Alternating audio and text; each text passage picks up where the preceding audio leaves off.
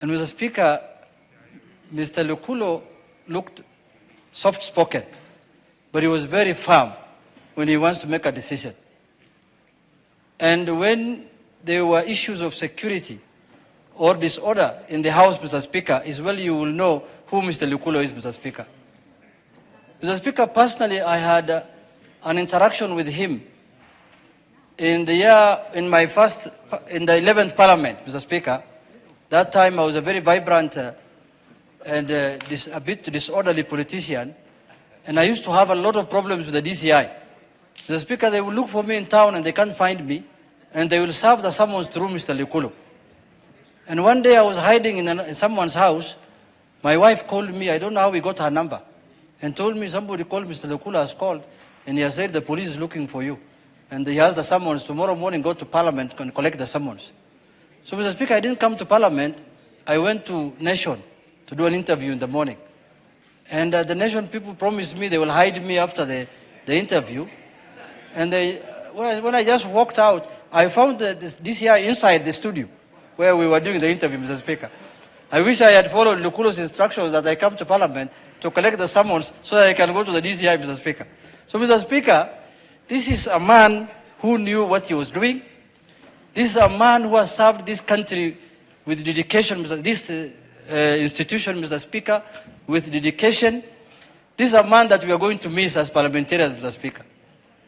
Mr. Speaker, as the majority leader has alluded to, this man comes from the smallest community in the country called El Molo. A lot of us didn't know that. We were assuming he's a Samburu, he's a Maasai, or something, until today, when we did research on him, because of his living, is when we realized that he's from El Molo, Mr. Speaker. And that shows you how representative Parliament can be, both in terms of representation in the House and the staffing, Mr. Speaker. Mr. Speaker, this is a man we should not let go after even he retires.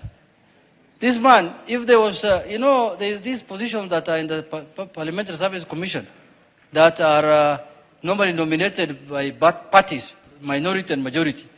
This man should be in the Parliamentary Service Commission. He will do better than some of them who are there now. Putting on, I can tell you, he has more experience, more knowledge.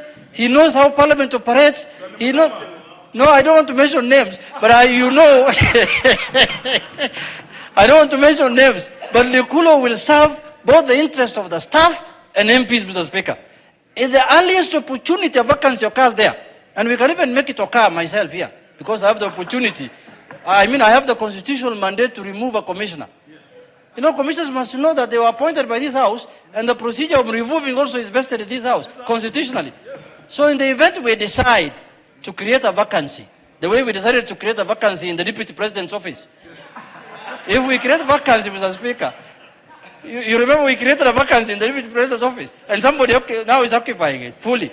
And he's doing a good job, better than the one we removed. So if this also we create a vacancy there, which I am seeing very soon a vacancy will occur, Mr. Lekulo should be the first person to occupy that office, Mr. Speaker.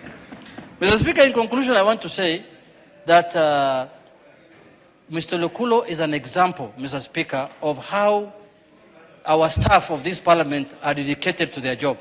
Mr. Speaker, I came to realize later, as a parliamentarian, that the security of members of Parliament primarily lies with the Sergeant at Arms, Mr. Speaker.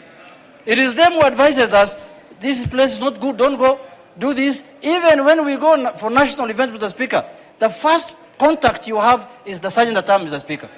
So, Mr. Lekulo, you are one of the people, if today we could extend the retirement age, we will have done it for you.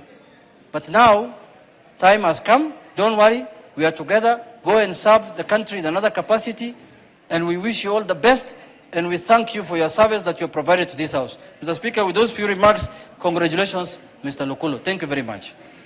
Thank you. The remaining people, honorable members, if I give you, you'll have just 2 minutes. Raso, 2 minutes. Thank you very much, Honorable Speaker. Honorable Speaker, I wish to join you in congratulating Chief Sergeant at Arms, Mr. Lekulo.